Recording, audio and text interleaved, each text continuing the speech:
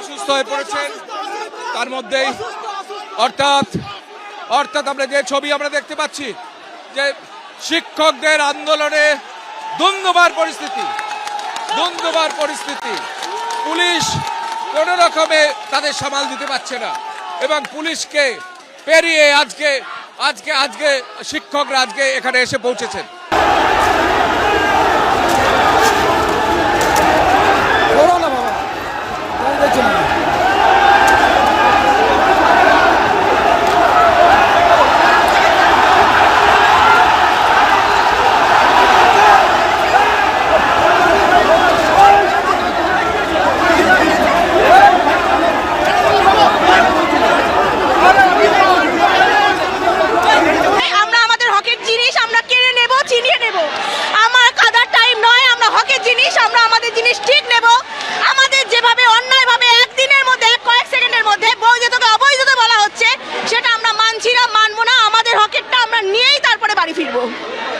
পরিজনকে নিয়ে যারা আসছেন তাদের চোখে জল, এই চোখের জলটা স্বাভাবিক, কারণ হকের চাকরি তারা হারিয়েছেন।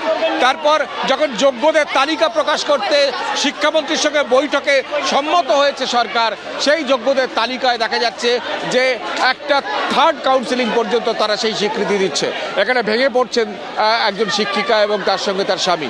এখানে আমরা দেখতে পাচ্ছি একের পর এক ছবি যেখানে একদম পুলিশের সামনে বসে পড়েছেন। সুপ্রিম কোর্টে ভার্ডিক্টে কথা বলা নেই, ফোর্থ কাউন্সিলিং সব অবৈধ। হাইকোর্টের জাজমেন্টে বলা আছে আমাদের 11-12-এর ভ্যালিডিটি 17-12-2019 অবধি, 9-10-এর 19-12-2019 অবধি ভ্যালিডিটি। তাহলে কি করে বলতে পারে 4th, 5th, 6th, 7th গুলো অযোগ্য? বলতেই পারে না কমিশন। এসএসসি চেয়ারম্যান একটা অযোগ্য এসএসসি চেয়ারম্যান। আমি যখন 9-10-এ ফার্স্ট কাউন্সিলিংয়ে ছিলাম, সেখান থেকে 4th কাউন্সিলিংয়ে 11-12-এ জয়েন করি, তাহলে আমি এখন কি করব?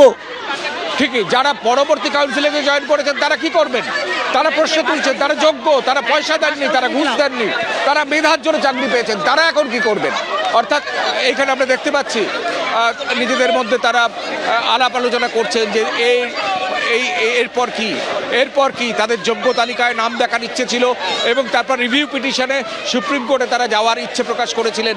সরকার বা এসএসসি সেই রিভিউ পিটিশন করার কথা, কিন্তু যারা চাকরি পেলেন তারাই যদি আমরা এখানে কেউ একজন দেখাচ্ছেন ক্যাবিনেট অনুমোদিত দেওয়া আছে, ওদিকে হ্যাঁ, এর ক্যাবিনেট অনুমোদিত করা আছে যে প্যানেলের ভ্যালিডিটি 9-10-এর 19-12-2019 আর 11-12-এর 17-12-2019। তাহলে কমিশন কি করে বলতে পারে 4th, 5th, 6th, 7th counselling হলো অযোগ্য, অবৈধ হতে পারে?